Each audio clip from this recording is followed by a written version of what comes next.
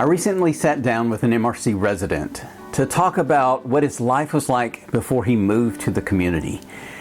He told me that he had been working right up to before the time he moved in.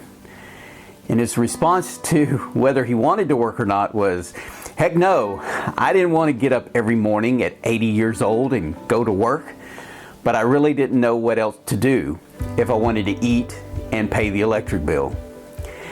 At 80 years old, he was living in a home that was in such need of repairs that he used wash tubs in the kitchen sink so he could throw the dishwater out the back door because he couldn't trust the plumbing. He held his breath each time he had to flush a toilet or drain a bathtub, praying that the water would go down and not end up back in the house. Of course, he wanted to repair the house, but he just didn't have the financial means to do so. This man told me that the house had become such a burden that he got to the point where he never, ever felt safe there.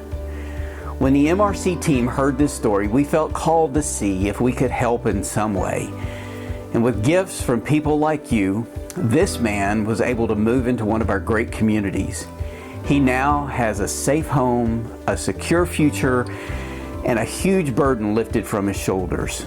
At 80 years old, he has finally been able to retire.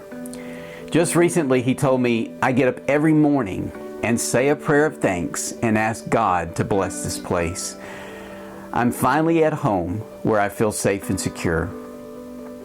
We are best able to honor and serve older adults as an expression of Christ's love through gifts from faithful partners like you. Changing other lives is only possible when the funds are available, and it is caring people like you that make the difference.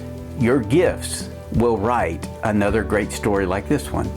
Your gifts will change a life.